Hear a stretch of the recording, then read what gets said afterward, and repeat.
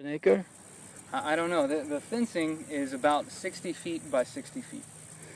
And you've been working on this for at least 10 months, is that correct? Correct, yep. And there's been a lot of trial and error. But when I've witnessed is that you took this wheelbarrow over here and went out into the fields where the cows were and loaded it up with cow dung and brought it back.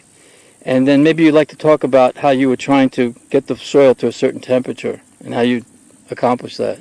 Sure. Well, yeah, my main goals, one of my main goals for the garden has been soil building and just trying to learn about how to build the soil. Because I'm learning about gardening from scratch, basically. And so the research that I've done led me to believe one of the basic tenets you want to do is you want to build up your soil. If you're not building your soil, then you're exploiting your soil. And every season, every year that progresses, your soil is going to become more and more depleted. So you're either going one way or you're going the other way. So you have to be building your soil. And so yeah, when I started off, I had a big compost pile, which was just I was just composting cow dung and hay, and yeah, trying to get that up to a certain temperature, and that was successful. The pile was ultimately smaller than my knees, so I used all of it pretty quickly, and from there I just started collecting cow dung from the field and using that directly in the soil and then planting into that. What I've read is doing that, you want to give it a little bit of time from when it comes out of the cow to when you plant in it, to let the manure mellow out a little bit. But so it's dry? Yeah, it's dry. But even then, I mean, I've seen some stuff online that says that that's not even so necessary. With cow dung is the most forgiving of all manures. For one, we know from the Vedas that it's actually antiseptic. Of course, modern science corroborates this. So it'll actually eliminate and prevent pathogens from getting into your soil, which can then affect the plants and perhaps even affect humans later on. So it's good for that. And it's just a very mellow fertilizer. So it's not going to burn out your seeds as much as, say, like chicken manure or another type of manure might. So anyway, yeah, what I've tried to do here is with the soil building, the only substances that I've added to my garden. One is cow dung. That's the main thing I've added. The second thing is wood ash, and I take the ash from wood that I've collected from the forest area around here, and I burn that in my little burn pile over here, and collect the ash and add it to the soil. You don't have to add much. There's 1 or 2 cups for a 100 square foot area, and that's all you need to add the potassium and calcium to the soil type. Can you put too much cow dung in? I'm sure you can. But again, it's so forgiving that. So in this soil type, our soil type is called Ultisol, which is Ultisol. And it's the most common soil type in this region, in the southeast of the U.S. And for the soil type, all of the elements are in the soil and plant available, except for potassium and calcium. They're there in the soil, but they're not so plant available. So trees help make them plant available, and then you burn the trees, you get the wood ash, and then you add that to the soil, and then you have plant available calcium, potassium. And so for Ultisol, you have to add potassium, calcium, and organic matter, which the best source of organic matter is cow dung, because, as we mentioned previously, it's antiseptic. And also from one cow, you can get up to 80 pounds of manure a day. So we have 50 cows, so in theory, we could get up to 4,000 pounds of manure daily. Wow. From our cows. So you add that, you get the organic matter in the soil. You add your wood ash, you get the potassium and calcium that's lacking in our soil type. And that's pretty much it. The third thing that I add, which you can see here, is hay. And so I use hay as mulch and the hay helps keep the moisture in the ground. Now we can see it. Okay, yeah, cool. Yeah, the hay helps keep the moisture in the ground. It also, so what I'll do is I'll kind of plow up an area. I've just been using hand tools thus far, and so I'll plow up a little area with a shovel or a mattock or something like that, and then spread a bunch of cow dung, spread a little bit of wood ash, and then cover that with hay. And then let it sit for a month or so, and then you can plant into that. So this area that you're looking at right there, I'm basically prepping this area for the next season. So maybe I'll plant something over the fall and winter, but you know, I could very well just wait until next spring, and maybe I'll plant some okra there or some, I don't know. We'll see. So, yes, so what varieties of vegetables did you, and what did you had the most success with? What were your, what mistakes did you make, and what did you learn from, you know? Yeah, I've made plenty of mistakes, that's for sure, and you know, trying to learn. Like I said, it's my first time doing this, but the varieties of things that I've grown. This year we started out with beets and carrots, and those did pretty well. Especially the beets did quite well. Then I heard they were very large. They were. I didn't see them, but Ma Lakshmi was mentioning. They were sizable, and I don't even think they got to their full size because I planted them kind of late, and they don't like the heat so much. So, but they came out good, and the beet greens, there were lots of beet greens. They're good for subjis or beet greens or salad? Yeah, you can cook it just like a spinach. Really? Yeah, and the stalk is kind of like a celery. It's very tasty. You know, in India they do something with the beets, and they make it like almost like a kofta bulb. It's like breaded, and it's quite interesting preparation. Shredded beet, it's breaded. Yeah, That's good. yeah, it's very interesting. Nice. Yeah, go ahead. So. Yeah, beets, carrots, and then we had snow peas. There was something else that I did at that time. Anyway, then I did kale. I tried cauliflower. And let's see, since then we've planted a lot of okra.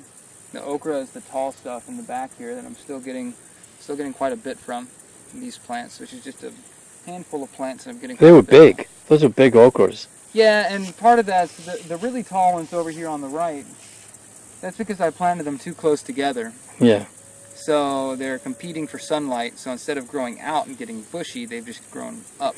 But I was talking about the size of the okra itself. Oh, yeah, well. They were rather large. Yeah, you know, it's a trick harvesting them at the right time. You want to harvest them before they get too big, and because when they get too big, they'll get too woody, and then they're not tender and they're not delicious. But you also maybe don't want to pick them too small because then you're kind of minimizing the yield you can get.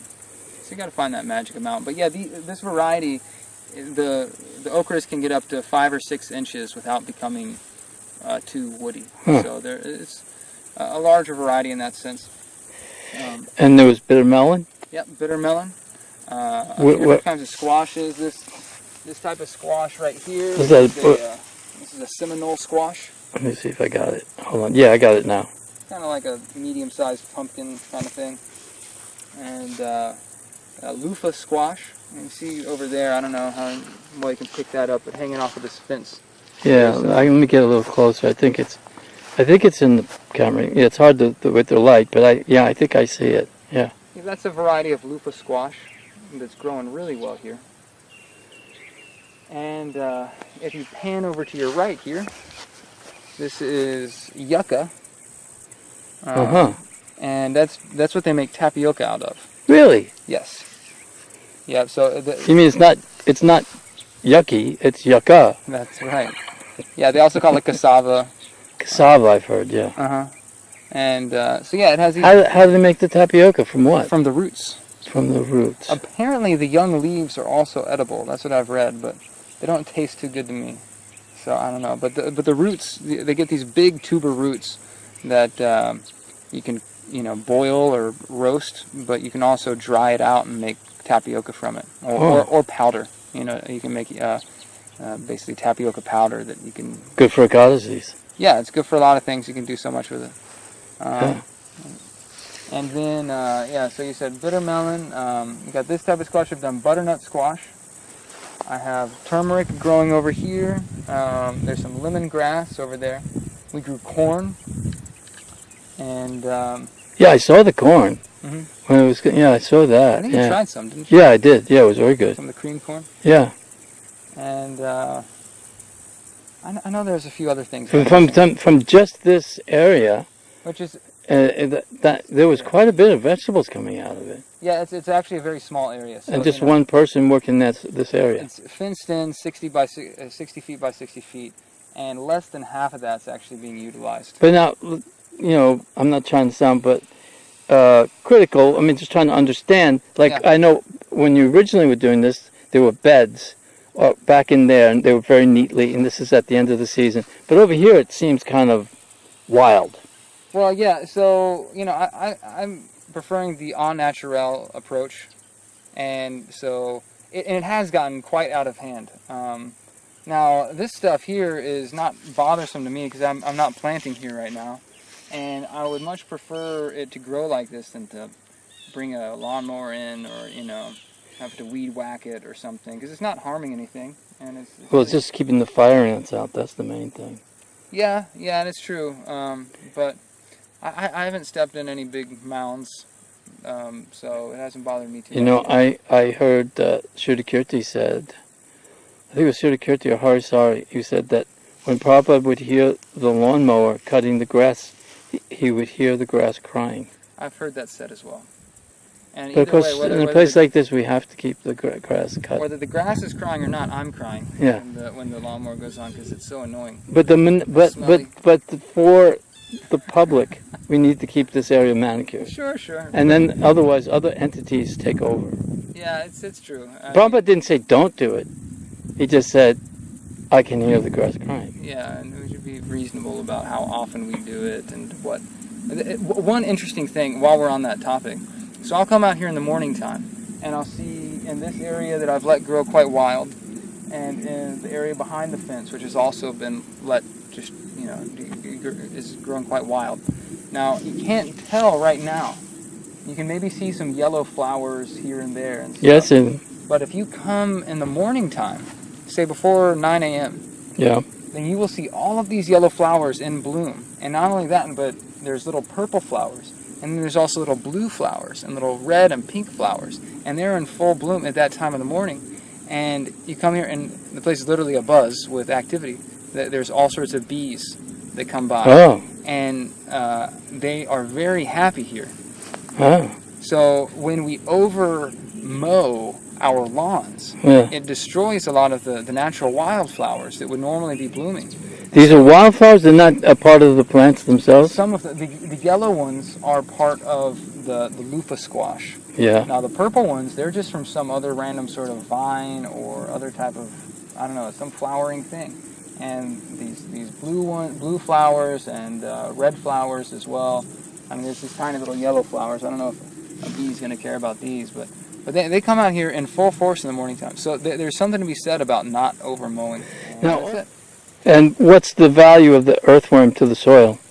Well, so the earthworm, basically the earthworm is going to do all the heavy lifting for you. Because, Prabhupada, whenever Prabhupada would talk about farm living and stuff like that, he would often mention the verse from Sri Upanishad, the Purnamidam. Om Purnamidam Purnamevashati Purnasha Purnamadaya Purnameva Vashishyate.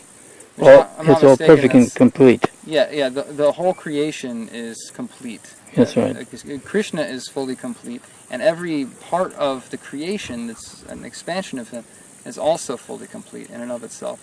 So the point is that everything that the plants require is actually already there in the soil. Huh. So it's really not necessary for us to go out and buy big bags of chemicals or artificial fertilizer or whatever else from Home Depot. It's not necessary. What is necessary is to make a good habitat for the microorganisms and the insects, who they're going to do the heavy work for you. They're going to do all the legwork, and they're going to make those elements that are there in the soil, they're going to make them available to the plants. So it's called building your soil food web. And when you do that, your microorganisms in the soil are happy, the fungi are happy, the insects are happy, and the earthworms are some of the most important players in all that. So there's less disease in the plants? I haven't used any sort of fungicide or any sort of pesticide at all, and I haven't had any problems this year. No. Yeah, so anyway, I have to say to any, because this is the end of the season, that the way it looks now It looks compared, pretty rough. yeah, but it was quite a sight to be seen. It was really, it looked like a painting. It was really beautiful. These okra plants are quite spindly looking, and some of them on the left side here are basically dead at this point. They're still producing a few okras, and so I'm just letting them go. But they were very, very bushy and super green for a long time, for months, Yeah. and producing a ton. But they were just too close together. Well, on the right side they were too close together. On the left side they were spaced about right. There was one of my okra plants was so bushy and so productive. There was one day I harvested every other day from my okra plants, and there was one day that I went out there and I got 11 full-sized okras off of one plant. Wow. Which that was my record.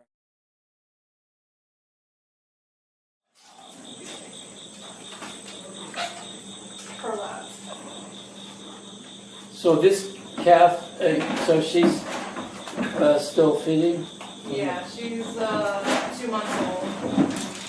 What is her name? Lakshmi. And the mother's name is? Padma. Oh. So she goes from each to each teat? Yeah. And then you milk her after that, or? I already took some milk. Oh, okay.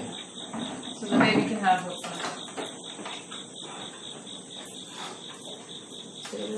And how many months does she, or is it a year? How long does she still feed from the mother? We let them nurse for about 6 months.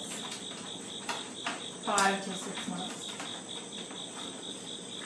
What do they do in a commercial dairy? They take them away the day they're born. Really? How many gallons is she giving? Do you know? Probably around 3 gallons a day. Oh. And so, and we're milking how many? 5.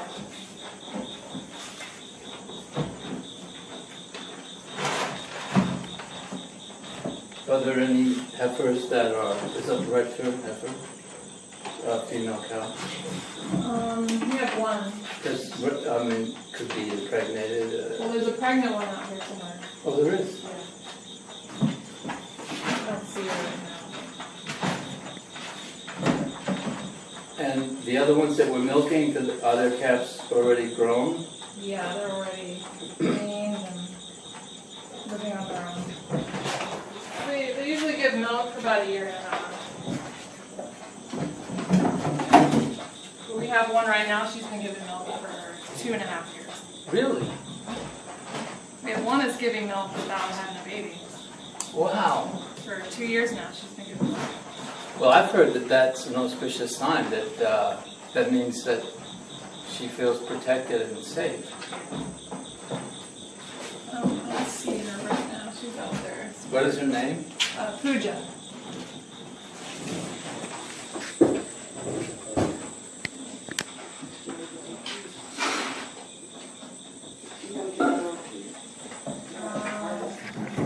How long have you been doing it personally? 20 years. 20 years? So you started when you were 5? When I was 15. What made you want to start? I grew up around the cows. I just loved being So when you were a little girl, you used to come and watch what he was doing at that? When you started, was he still here? Yeah, I'd help them sometimes. I think it's all around you.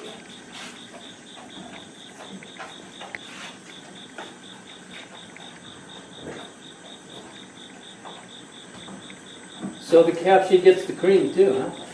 Yeah, there'll be some cream in there.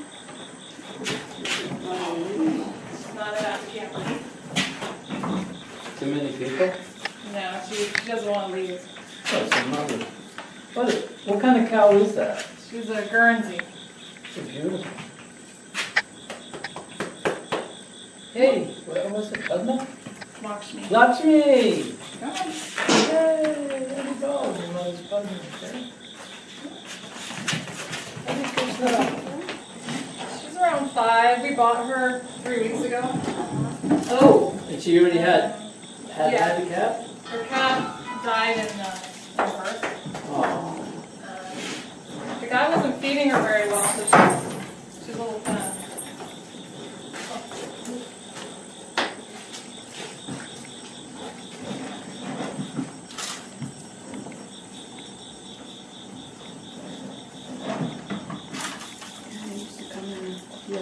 What does something like that cost? We paid $600 for her, which is pretty cheap actually. Yeah. I think because she was so skinny. Yeah, the other one looks small. Yeah. I guess he obviously wasn't like a real, serious about cows. So what's that you're doing? Tying her legs because she'll kick me sometimes. Still not really used to being hand milked. Yeah, Prabhupada gave the expression sometimes when about there'd be some devotee that there was some problem with it, but they were doing good service. Prabhupada said, you don't mind the cow, but it gives good milk if it kicks occasionally.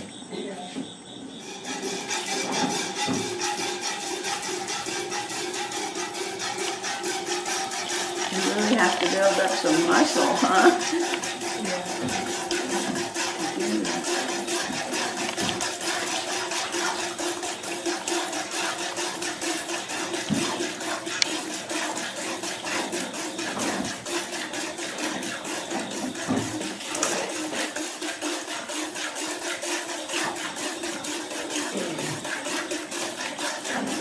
She's given something to work on while she's been. Yeah, keep her mind.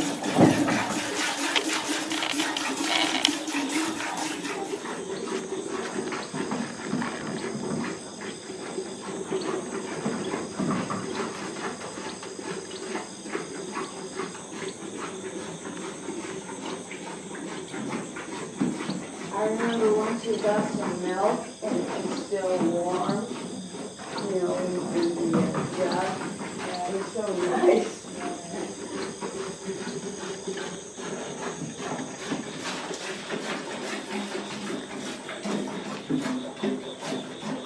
So what are you feeding her so she's very into it? Some dairy feed, mixed grains. Really like it. Yeah. Just remind me.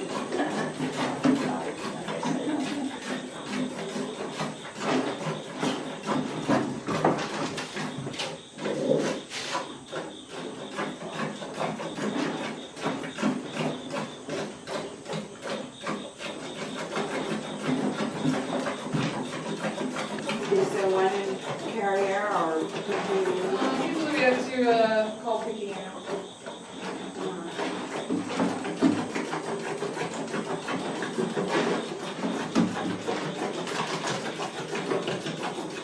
So you just had a natural calling for it. You just wanted to do it. This is what you wanted. You never thought twice. Yeah.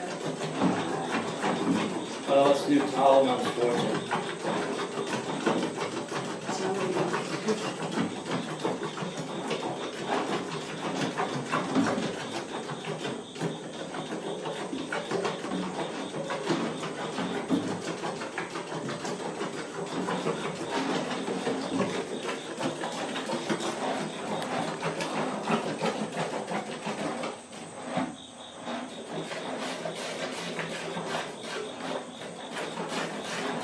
Seems like you might get corporal tunnel or Yeah, so far so good. yeah, hope not. What is the lifespan? What I've seen, it's usually into their late teens, but we have quite a few that make it into their 20s. Our Our oldest cow right now is 25. We had one that lived to be 29.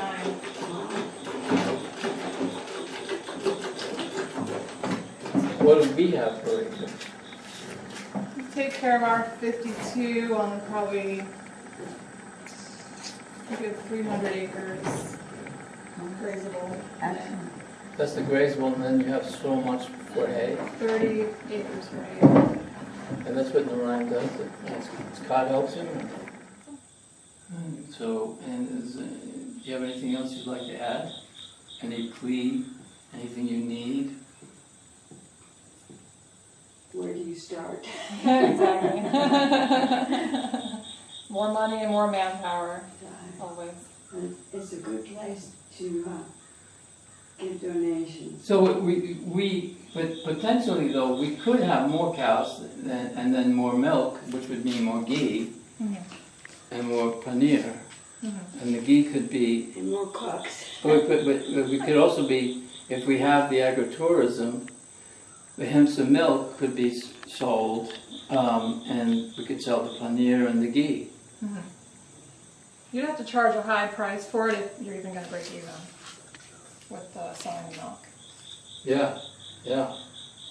But what we found when we were doing it, from the temple, it was hard for us to, because we couldn't drink a whole gallon, and it would within 3 days it would start to turn. Sounds like your fridge wasn't cold enough. Oh. We just have a little. Yeah, it needs to be around 35 degrees to keep. So in other words, if our fridge was at 35, it would last longer. Yeah, I've had it last like 10 days. 10 days. Yeah. We couldn't do it. I don't know what it is. Wow. I guess we don't have a full fridge. We just have one of those little ones. Yeah. Yeah, because I was thinking maybe we could just sell quarts Yeah. if we ever get to that point. Yeah. But so how many calves can we produce a year? We usually will have an average of 3 a year to provide milk for the deities. And you know when they're ready to go? I mean, to let the bulls meet up with the ladies? Yeah, we'll just take one cow that we pick out and put her in the bull pen and let nature take its course. So do the bulls have issues like, or you just put her in with one bull, or? Yeah, we'll pick out which bull we want to Oh, use. okay. Put them together. And they usually like each other. Yeah. No problems there. Okay. That's good. He doesn't have to bring any flowers. Or, No. Yeah, okay. All right. It's all a put in. Okay.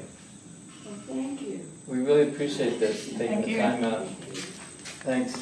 Hope this helps in some way. And I apologize for my ignorance.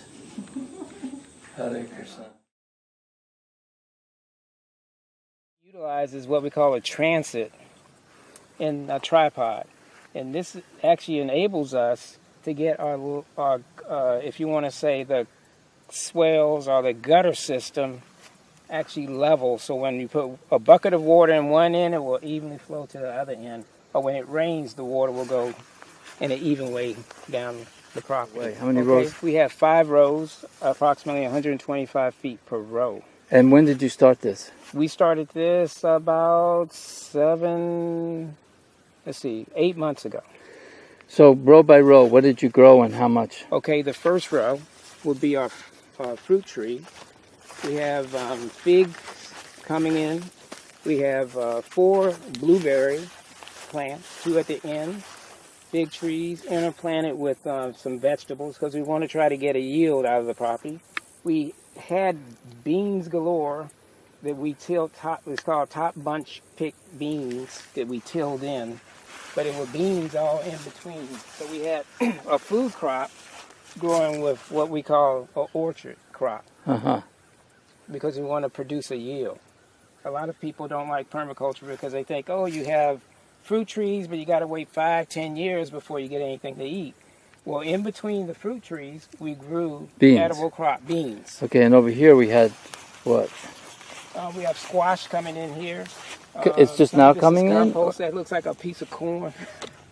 That's corn. Corn. Because we took the compost, we had about maybe 15 buckets of compost that we tilled in here from the kitchen, which is why we have. So you didn't use the cow dung, you used the compost from the kitchen. And we use cow dung too. Oh, okay. We did both.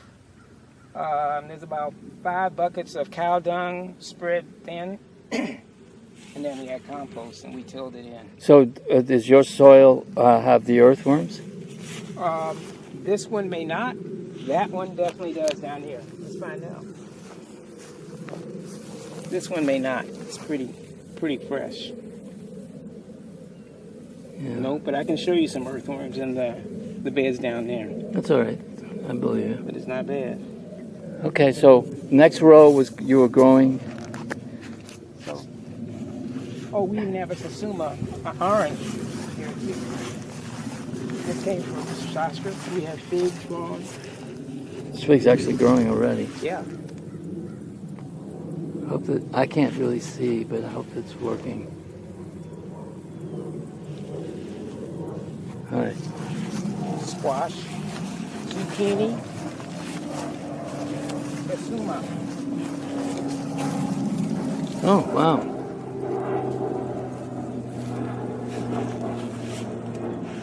And that's that Satsuma. That's a young orange. plant that's already producing so many. Yeah. Wow. And that's squash there, huh? And that's a squash, zucchini. Zucchini. Wow. I see. Yeah, you can see it.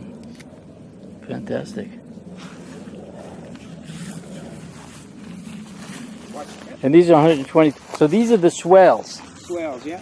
And that's when when it rains, the water collects in the swales. And it will evenly disperse the water, and then it would go deep into the soil. The whole bed would be watered. It cuts down on watering. It waters the roots, not just on the surface. So you get deep, deep watering. 2 types of farmers: a shallow farmer and a deep farmer.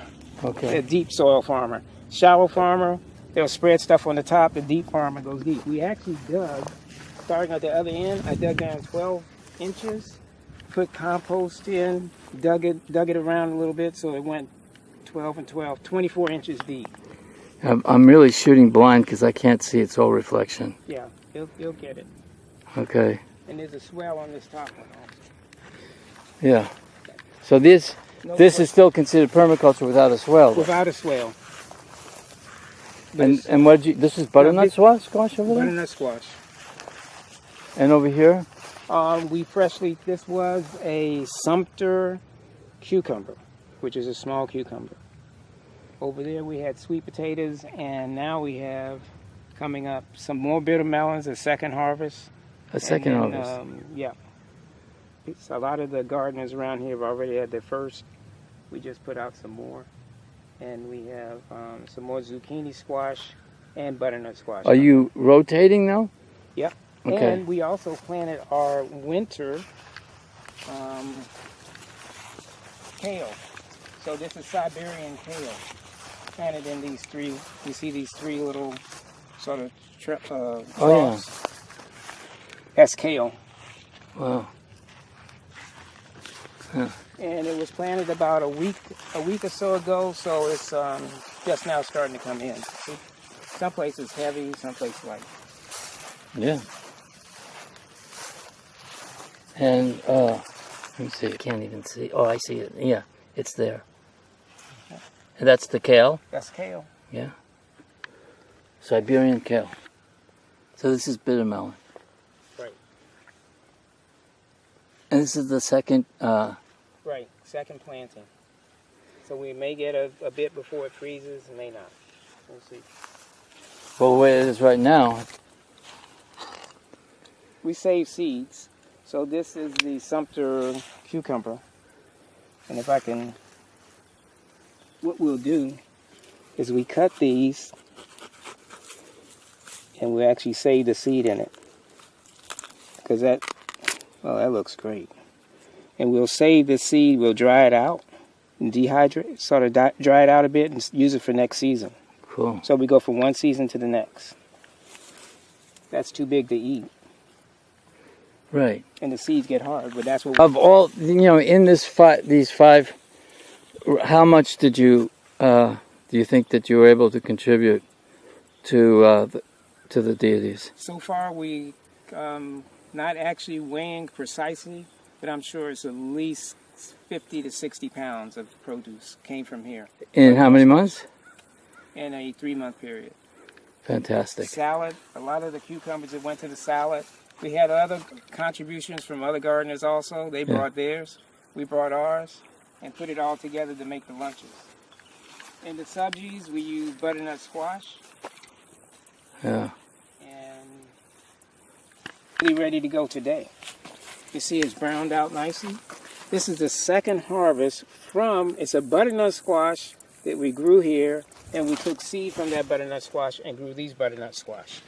So this one is small, but it's really ripe. And you can start eating butternut squash even green, Actually, butternut squash is the one squash that I really like. and that's yours. So what we use is a backpack sprayer. It looks like a hiking backpack. Yeah. It has about 5-6 gallons of water. You pump it up, and we spray neem oil mixed with water, diluted neem oil, on our plants to control it. It's Wow. part of what we call integrated pest management.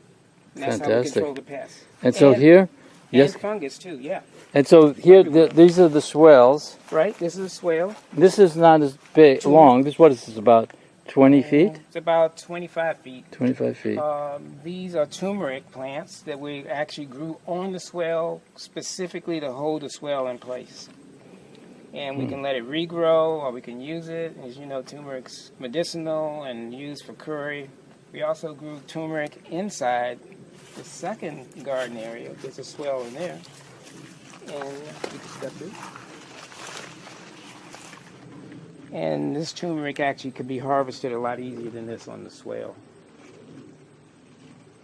What's behind that over there? Behind the okra, Behind this turmeric? Is this? behind the turmeric we have some melon, some, what people call it I can't. honeydew melon, and then we have okra. And this okra is pretty young. It's less than a month old. Yeah, Jesse's problem was his okra was too close together. Yeah, it was incredibly But- big though. But yeah, it was really big. And this is honeydew melon down here. And we've harvested maybe 3 or 4 out. This was actually a gift from the compost too. And And we have some. We did plant mustard. This is giant mustard.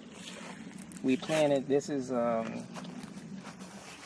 a rocket arugula that we've used in the salads for the last 6 weeks. We've been harvesting and bringing this to the temple and using that in the salads. And what's over there? that is that squash right there. We use one of those, and that's about half, maybe a little over half size of a full one. We use that in the temple for the subsies. And that is a watermelon growing right there. Really? Now, we've taken 2 watermelons to the temple and put it in the refrigerator this year, but that's a baby watermelon. Wow. So that's the second season. I don't think that's going to make it through winter. And those over there are the same thing? Yeah, this is that Indian squash. Here's some more. And there. And there's a little small butternut squash coming in. I'm just putting it there. Hopefully you can see it, because I can't see what I'm seeing. But the camera's right on top of it, so you should be able to see. Yeah. And then the other one is the Indian squash. the Indian squash. And they're growing together as companions. Right. Did that happen by plan, or is that part of the permaculture? This actually happened, as they say, a weed is a plant out of place. This was all in the compost. There are about 20 buckets of compost in this bed. And so out of the compost, you got A garden. a garden. I did. You had no seeds. You We didn't. did plant the mustard. Yeah. Giant mustard. Yes. We did plant the rocket arugula, Yeah. and I have, And the turmeric, I'm assuming. and the turmeric also. Yeah. And we also harvested salad from here too. But some of these other things came from the compost, Right, from the kitchen. from the kitchen. We did plant tomatoes, but there's some tomatoes that volunteered out from this too, from the kitchen. Wow. That tomato, Hispanic tomato. But Really? this is a ground cherry, and it's really sweet, and that's called the ground cherry. And that's a sweet little nugget of flavor. That's the way you eat it right there? Right there.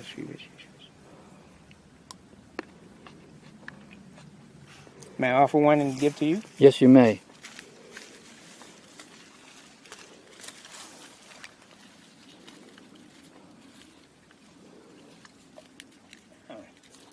That's gone. Oh, this is a good one.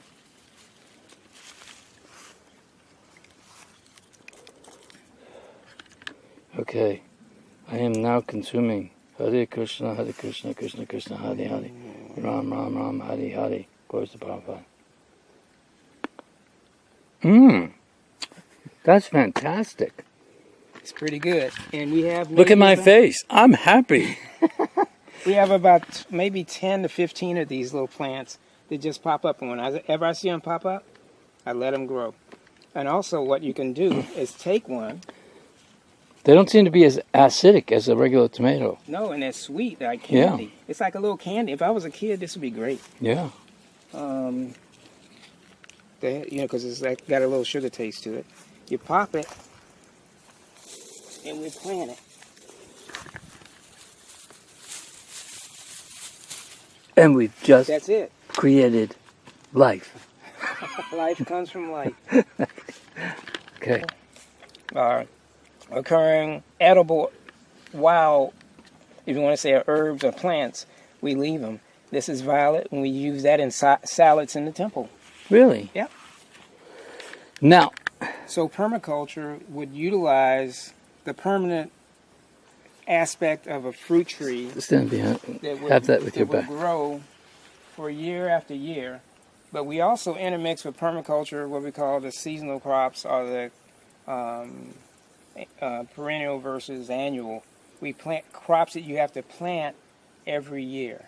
And So they're we- in between, like, say, the fig tree. And, Exactly, in between, intermix. And some people will call that a food forest, but it's a more formal food forest. Food forest would actually be plantings here on your property, plantings there on your property, and you can walk through a giant, if you want to say, arrangement of successive plantings and what we call gills. But this is more formal on contour, in a line, in a bed. So those permanent, like, say, the fig tree, then there are certain plants that are better than others that they would associate with. Right, and so we would have plants that would help bring nutrition to the fig tree, help the fig tree bear better fruit. And the fig tree would also help and that then plant. reverse, yeah. So they're companion plants. So it's all yield. about, like, creating good association. Good association, Okay. right. You give, you get, And and everybody benefits. plants And of the earth grow together, Exactly. like birds That's of a feather feather flock together. Yeah. We just created a new motto. And we also have a beehive, which is unoccupied at this time, but hopefully in the next season coming up after this winter, we'll probably get bees back in.